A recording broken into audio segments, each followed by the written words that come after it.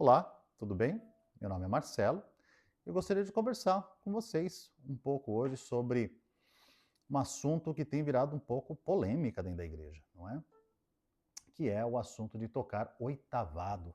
Quando devemos tocar oitavado? Quando não podemos tocar oitavado? Eu gostaria de trazer uma reflexão aqui sobre três aspectos muito importantes. O primeiro dele, o sociológico, pois como comunidade de fé, não é, da qual pertencemos, é muito importante fazer essa reflexão do ponto de vista sociológico. O segundo seria o aspecto espiritual e o terceiro, o aspecto técnico do instrumento propriamente dito. Falar então sobre o aspecto sociológico é entender que existe uma comunhão, existe um bom senso dentro da igreja, onde esse bom senso está acima de qualquer opinião, está acima da minha vontade, está acima do seu desejo. Muitas das vezes sentimos uma necessidade de tocar, seja ela qual motivo seja, pessoal ou não, ou até mesmo espiritual, e a gente se coloca no dever de tocar alguma coisa, de tocar oitavado, não é? Mas temos que fazer essa reflexão de uma forma conjunta. Por quê? Ao tocar oitavado, existem muitas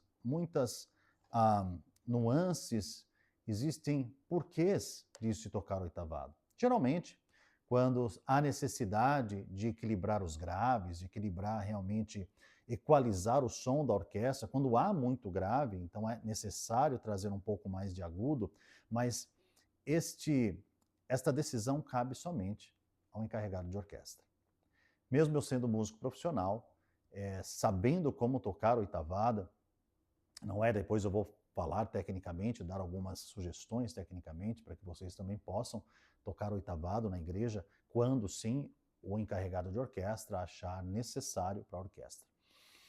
Mas é muito importante entender, e aqui eu passo para a parte espiritual, uma vez que nós estamos tocando não só para Deus, mas estamos tocando para os nossos conservos também dentro da comunidade, dentro da igreja. Uma vez que temos uma comunidade, todos estão ouvindo o nosso tocar também. Então é muito importante que você não tenha apenas a sua comunhão, que eu tenha apenas a minha comunhão. É muito importante que esta comunhão ela possa ser aplicado no conjunto como um todo.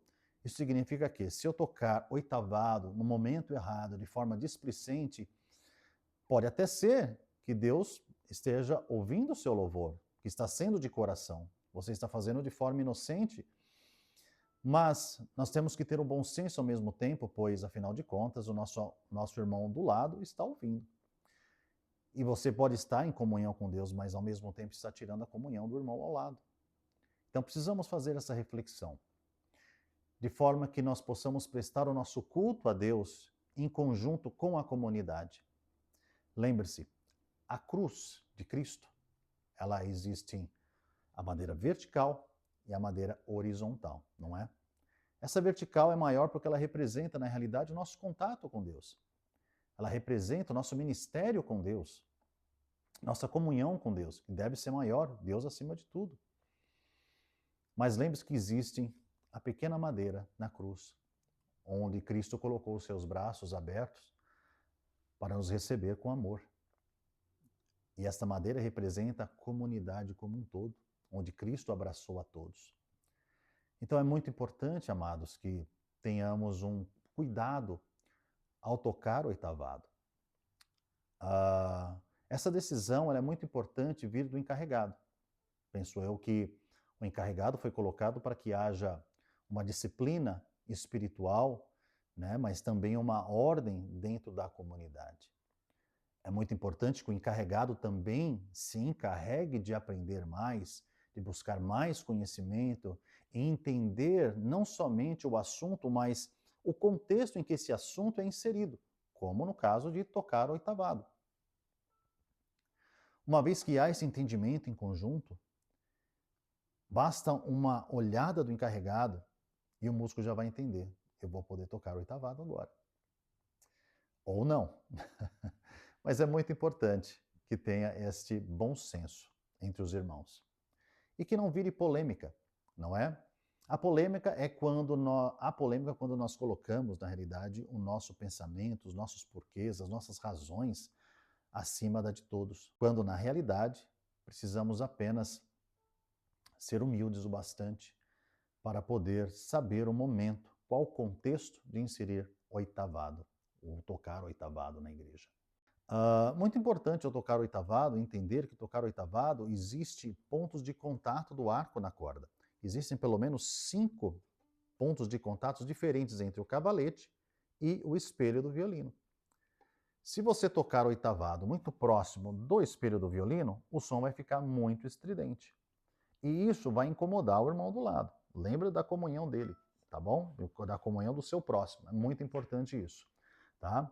Não só isso, mas se tocarmos forte também, com muita intensidade de arco, sem domínio de velocidade, de pressão, a pressão adequada, nós corremos o risco também de tirar a comunhão não só do irmão ao lado, mas da igreja toda, como já vi muitas vezes acontecer, não é?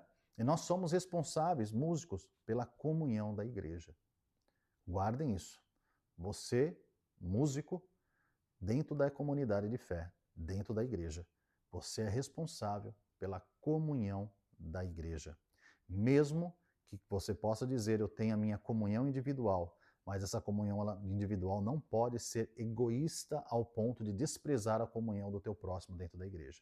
Lembre-se da cruz horizontal, tá bom? Então vamos lá falar um pouquinho sobre, então, como aterrissar o arco na corda. Ao aterrissar o arco na corda, eu estou dizendo o termo correto, aterrissar, como um avião aterrissa, né, na pista de pouso, né? Eu encontro a corda. E posso também usar esse movimento do violino, bem pouquinho, fazendo um encontro dos dois. E eu posso praticar isso também, não é? Por exemplo, o hino que eu estava tocando no começo, eu posso fazer o encontro do violino com o arco, fazendo...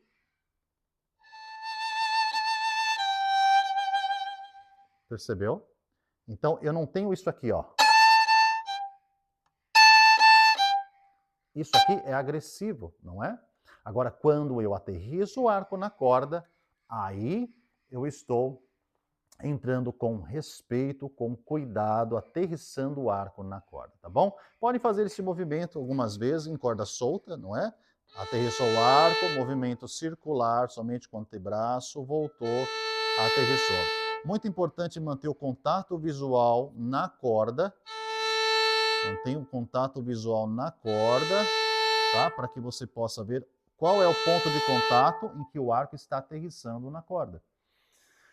Outro assunto muito importante, um fator muito importante, é não utilizar toda a crina se você vai tocar oitavado, tá? Não use toda a crina, tá? Isso produz um som muito estridente, tá bom?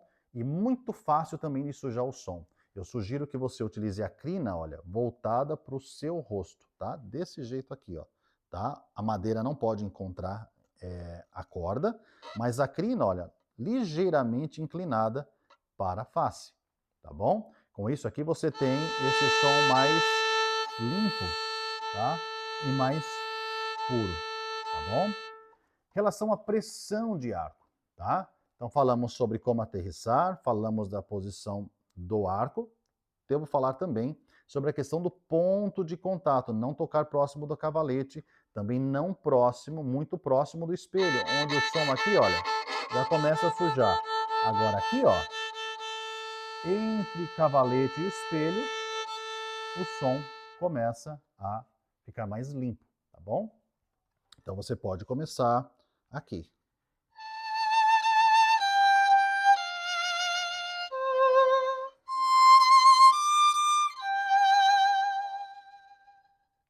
Tá? E perceba que não há pressão. Há uma movimentação do meu antebraço, né? Sabemos que não devemos fazer este movimento do cotovelo, pois o movimento do arco ele vem do cotovelo, tá? E não do ombro, tá bom? Isso é muito importante para que o arco possa correr na corda de forma reta, né? Em linha reta, tá bom? Então, esse aqui são algumas sugestões muito simples, básicas, em que nos próximos vídeos estarei trazendo assuntos sobre isso também e trazendo alguns exercícios para que vocês possam praticar e que de fato possam aí saber como tocar oitavado e na igreja, dentro do contexto ideal, ao pedido do encarregado. Por hora eu fico por aqui, aguardo vocês nos próximos vídeos. Muito obrigado, espero ter ajudado, mas lembre-se sempre, comunidade de fé, nós, eu, você, somos responsáveis pela comunhão e o andamento do culto na igreja. Tá bom? Fiquem com Deus. Até lá. E a paz de Deus.